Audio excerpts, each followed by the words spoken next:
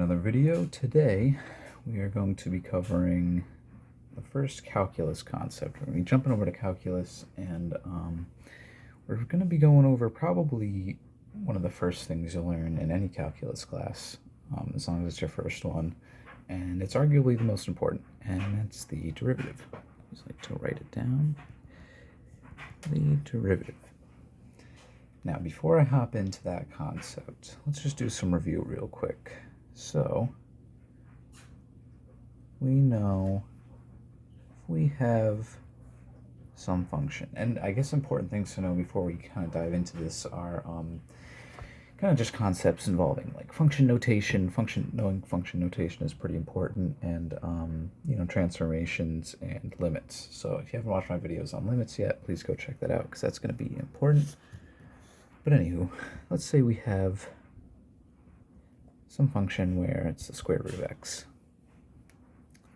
And we all know that rate of change is the slope, rise over delta y over delta x, y2 minus y1, or x2 minus x1. There's a bunch of different names.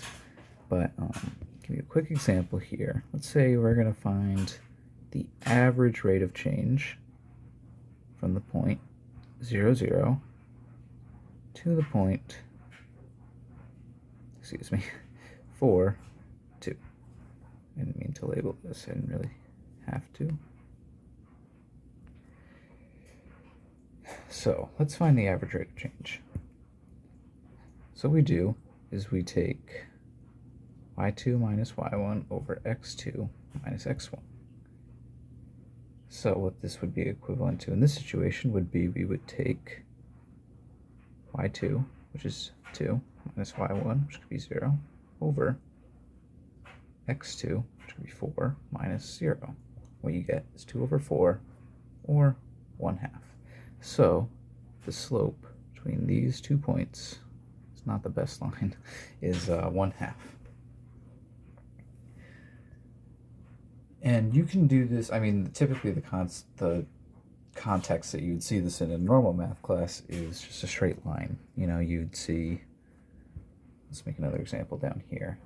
Let's say we have another function. This time, instead of just being generic x and y, though, we'll put time on the x-axis, and we'll put distance on the y-axis. And let's say our function is just a straight line going through the origin with a slope of 1. So calculating the slope here would be pretty easy, just because it's a slope of 1. But what does the slope actually represent in this situation? Well, we know that slope can be represented with rise over run. So that would be, our rise here in this case would be distance, and the run in this case would be time, because that's on the x-axis and distance is on the y-axis.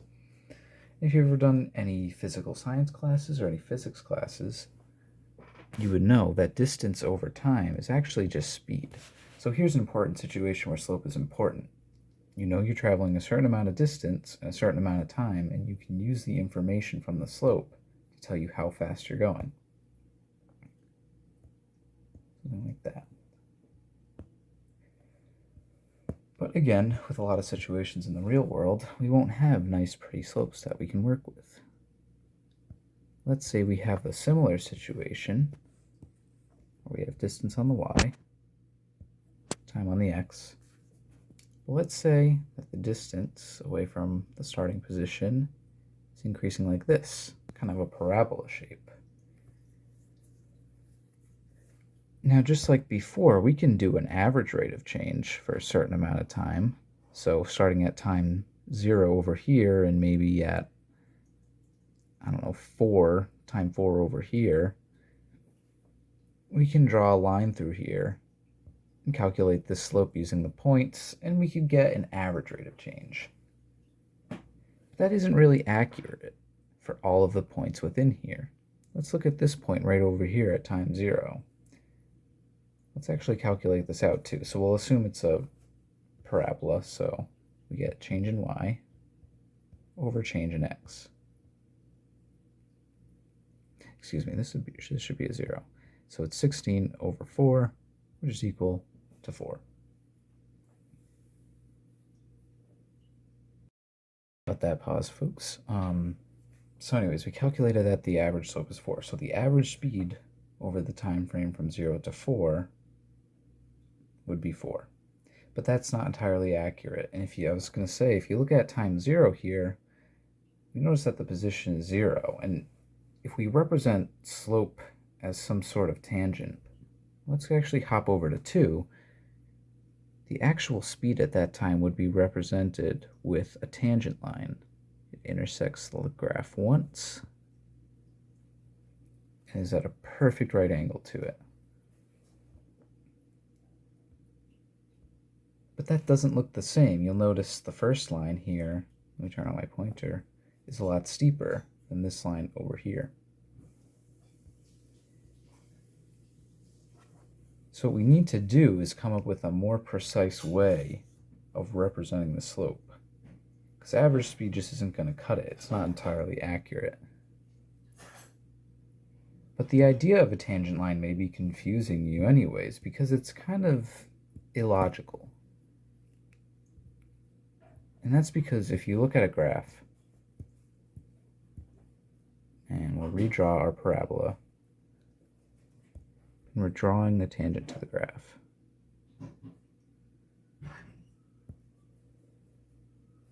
One of the key points that I just said before was that it only contains one point.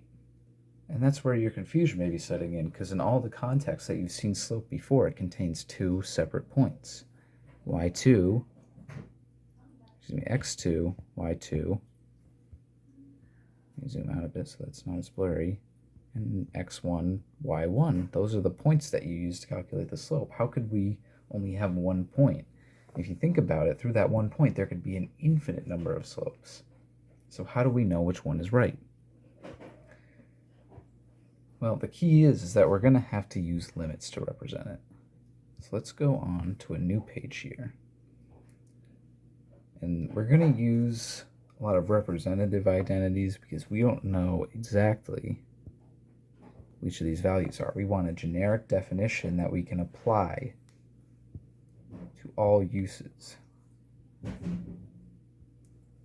Excuse me, rather like more all situations so we can do it in.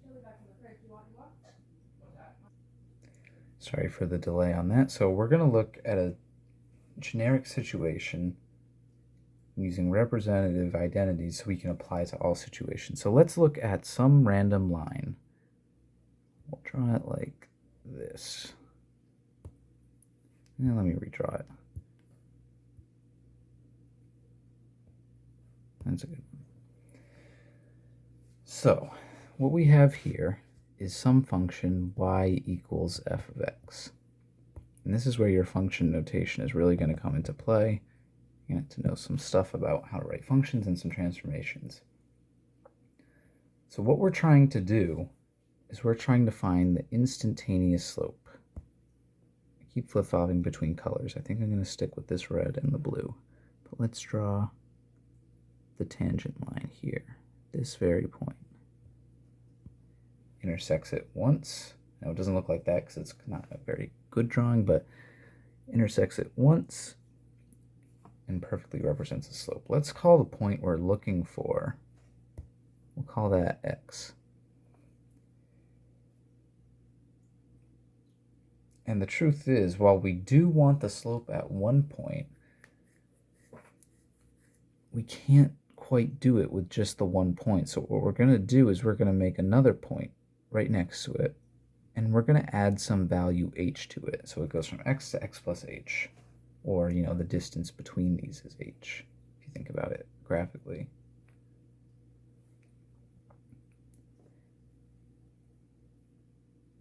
And now what we're going to do is we're just going to do change in y over change in x. So we know our x values, but what are our y values? And here you're going to have to look kind of just representatively. F of x and f of x plus h. Right? These are your inputs, x and x plus h. You put them into the function, you get your outputs, f of x plus h. So now let's just do change in y over change in x.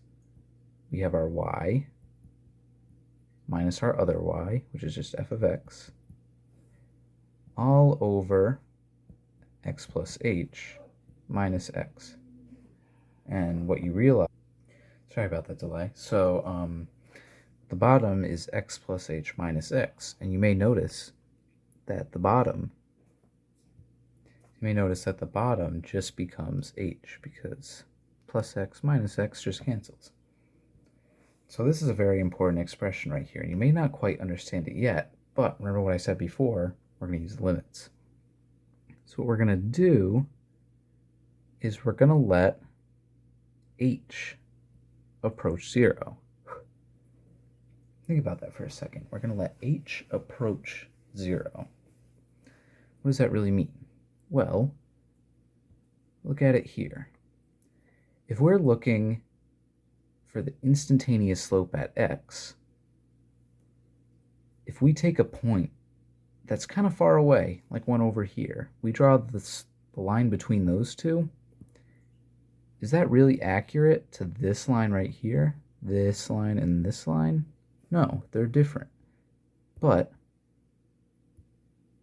if we let that line get closer and closer, let's say we instead use the point over here, we notice that it gets a lot more accurate. If you go even closer, it gets even more accurate, and closer and closer and closer. So as we remember how I labeled this h before? As we let the distance between the 2 points get closer and closer and closer together, we let them get infinitely close by letting h go to 0. That's when we'll get a perfect representation of the slope at that point. So that's where the limit comes in handy. And the way we denote this limit is we call it f prime of x. The prime representing the little apostrophe there. Now I'll go off on a quick tangent on what that really means. Is that when we say f prime of, say, like 4 or something, that means that it's the slope, the instantaneous slope, or the tangent slope at x equals 4 on a function. So that's what I mean by f prime of x. I just want to make sure it's not too confusing. So let's look at an example. Let's look at f of x is equal to x squared. Right, we had this before with the velocity and stuff. And let's try to find the instantaneous slope at 2. So we're trying to find f prime of 2. What is that equal to? Well, we're going to use our formula for before, but wherever there's an x, we're going to replace it with 2. So we have the limit, h goes to 0, of, instead of x, we have to put a 2. And this is where your function notation comes important, because what we had before was f of x plus h.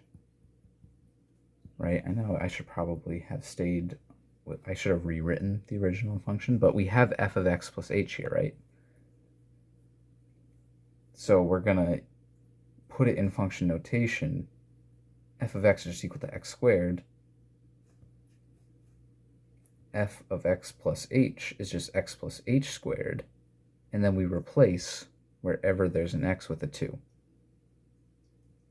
Minus f of 2. Well, what is f of 2? Well, f of 2 is just replacing x with 2.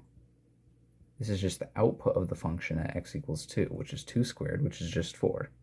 So we're subtracting 4. It's that all over h. And now, if you remember back to my function video, or excuse me, my limit video and how limits worked, is that if you have a function and you have a limit, the first thing you should do is you should just try to plug h, the value that h is approaching, in for h. So what happens when you do that? Well, if you let h equal 0, you get 2 plus 0 squared, so that's 4, minus 4 over 0. So you get 0 over 0. Like I said in that other video, this isn't a bad thing. A 0 over 0 situation is equivalent to a hole in a graph. The limit still exists at a hole. We just have to use algebra to be able to find out where it actually approaches. And that's the exact same for this case. We're just going to have to use some algebra. So instead of plugging in h right away, let's try to work with it a bit. Well, we notice that 2 plus h all squared, that can just be factored out. So let's factor that out. We get 4 plus 2 times h plus 2 times h. It's just going to be 4h plus h squared minus 4 all over h. Next, what you notice, just remember to write your limit because we're still letting this be a limit, that these 4's cancel out, right? Positive 4 and minus 4. So what we're left with is this. Now what you may notice is that we can factor out an h on the top. So what we're left with is 4 plus h all over h. And then those h's cancel. And that's the key. Canceling out the h on the bottom is huge. Limit as h goes to 0. And now it's just 4 plus h. And then at this point, you can just plug in 0 for h. And you find that your final answer is just 4. F prime of 2 is equal to 4. Graphically, what this would look like is you have your parabola. You have the point 2, 4, right? That's just the actual output of it. And the slope at this very point, the tangent, is equal to 4.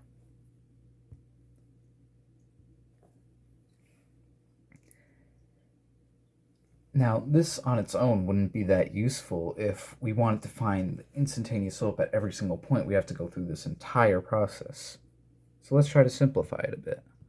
Instead of finding a specific point, why don't we just work with the function itself with no specific point in mind? So f of x is equal to x squared. Let's find f prime of x. Remember that it's the limit as h goes to 0. First part is f of x plus h. Well, f of x plus h is equal to, go back to the original function, replace x with x plus h. It's just equivalent to x plus h all squared. Now you subtract out f of x. Well, f of x is just x squared. Subtract that guy out. Divide it all by h. And we're going to do the same process as before. As h goes to 0, we're going to FOIL out this here. We get x plus 2xh plus h squared minus x squared all over h. These x squared terms cancel. Factor out an h.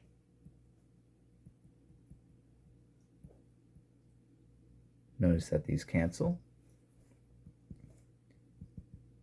H goes to 0. It's just 2x plus h, and at that point you can let h equal 0. And what you end up with is really interesting. You get that the instantaneous slope at any point of this function is just 2 times the x value of that point. We've created a function that represents the instantaneous slope of every point. So if we go back to our chart here, we'll draw our original function. So if you wanted to find f prime of 2 like we did before, just plug in 2 for x. It's just 4, right? And that's what we calculated before. If we did f prime of 3, it would be 6. And you'll notice that makes sense. It's because the instantaneous slope gets steeper and steeper. And then if you do something like put in a negative, f prime of negative 3, you get negative 6. And that makes sense because the function is decreasing, therefore its tangent is also decreasing or has a negative slope.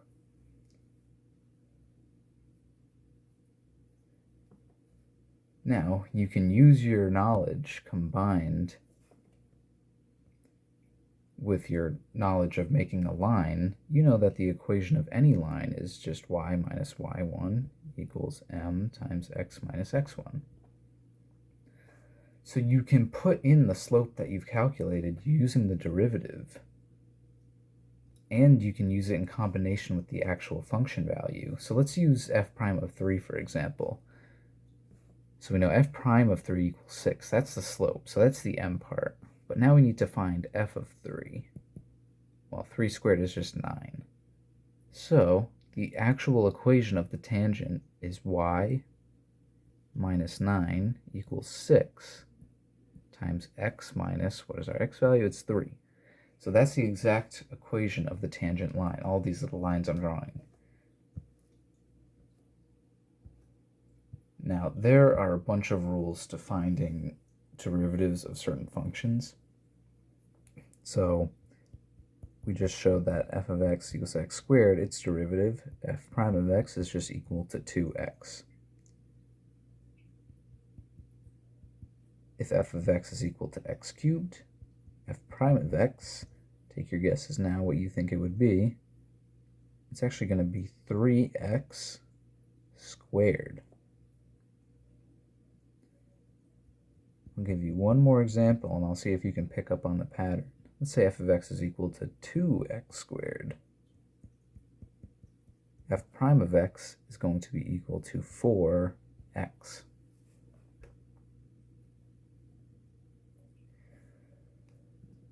So the pattern that's going on here is that we have some function where it's a times x to the b. And the derivative of this is take this b value here, multiply it by a, so you get b times a, times x again, but take this b value and subtract 1. So x squared, multiply the 2 by the coefficient in this case is just 1, so it's 2, and subtract 1 from the exponent, so it's just 2x. For x cubed, you multiply the 3 by the coefficient, which is just 1, so it's 3x. But then you have to just subtract 1 from the exponent, so it's 3x squared, not cubed. Here we actually have a coefficient, so you multiply the 2 by the 2, you get 4, and you have to subtract 1 from the exponent. I won't go too deep into this, but I'll go over one more thing, and that's if you have a sum of these, like if f of x were equal to this,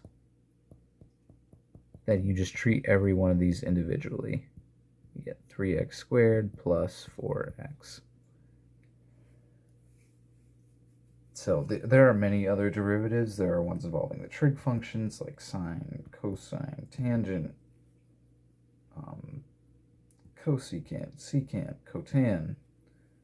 There are some involving exponents. There are some involving like logs and stuff. And it's all there's a lot to learn and kind of just to memorize straight up. I don't know if I'll go make a video on every single one of these, but I'll definitely think about maybe making some on the trig ones or the exponential. But that's pretty much all I wanted to cover in this video.